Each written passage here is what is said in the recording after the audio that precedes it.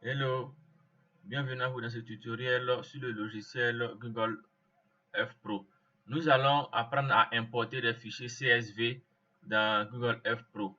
Donc pour ce faire, il nous faut d'abord paramétrer le fichier CSV en cette configuration-là. On a d'abord les latitudes, ensuite les longitudes et le label. On pourrait avoir d'autres champs, mais les champs les plus importants sont ici les latitudes et les longitudes. Ceci étant fait, il faudra sauvegarder le fichier en CSV. Vous cliquerez ici sur fichier et dans fichier, vous allez venir au niveau de enregistrer sous.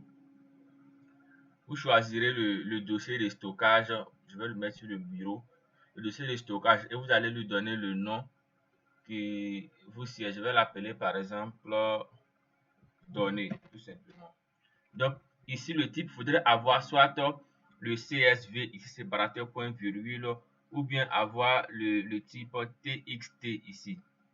Soit ces deux types-là, le TXT, soit le CSV. Mais ici, nous ferons le cas du CSV ici, séparateur point virgule. Et nous allons ici enregistrer le fichier.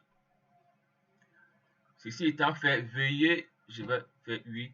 Ceci étant fait, veuillez à fermer Excel ou disons le fichier Excel qui est ouvert. Cela pourrait par moment causer des difficultés dans l'ouverture au niveau du Google F. On va fermer ici le fichier Excel et nous allons ici venir au niveau du Google F Pro. Nous sommes ici dans notre logiciel Google F. On va simplement aller dans le menu ici, fichier et on a importer. Dans importer, nous allons ici chercher l'option, disons le fichier correspondant qui est ici le CSV donné. On va sélectionner. Vers ce que générique texte ici, on est CSV sélectionné ici. Donc on peut voir ici la liste est longue. Il faudrait avoir ici générique texte TXT CSV. Donc ceci étant fait, on va faire OK, ouvrir disons et on va paramétrer notre fichier Excel afin de pouvoir l'afficher dans Google F Pro. Donc à cette étape-là, on va simplement avoir ce panneau-là. Et dans ce panneau, il faudrait cocher d'abord autre.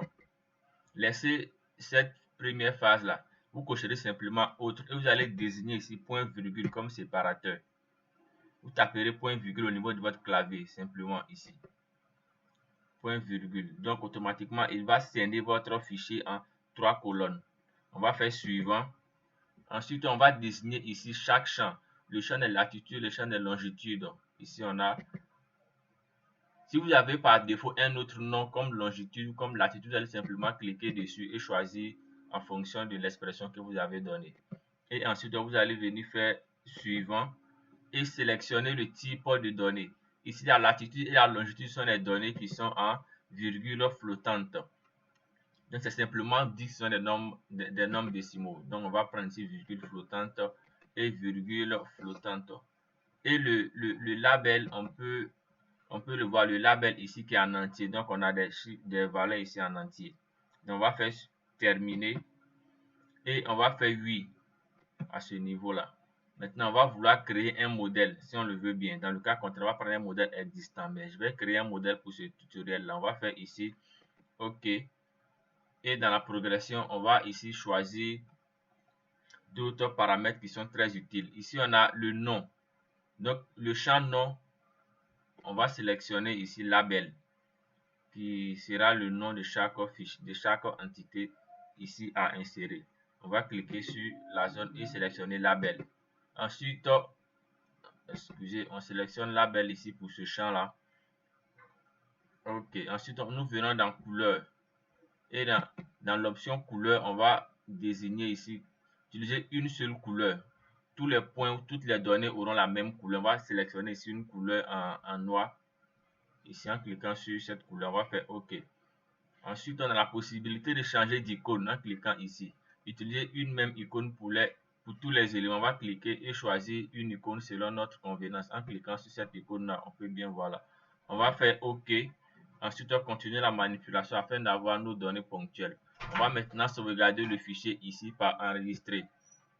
Automatiquement, le fichier il va s'ajouter à notre fenêtre lieu. On peut bien voir ici, données CSV. On va cliquer ici pour rendre visible la couche et on aura automatiquement nos points qui sont générés avec le label affiché ici à chaque niveau. Mais si on aimerait télécharger, disons sauvegarder la donnée en KML ou en KMZ, on fera simplement clic droit et enregistrer ici le lieu sous. On pourra sauvegarder le fichier en KML ou en KMZ selon l'étude que nous voudrions mener. On peut bien voilà en KML ou en KMZ. On va faire enregistrer. Aussitôt, j'ai un fichier du même nom pratiquement. Je vais faire non, ne pas enregistrer. Je vais le mettre en KML pour ne pas avoir un fichier du même nom. Donc, je fais enregistrer. Automatiquement, le fichier est sauvegardé en format KML qu'on pourrait exporter dans Excel, disons dans QGIS pour convertir en SHP pour d'autres travaux. Donc, à bientôt pour une nouvelle vidéo.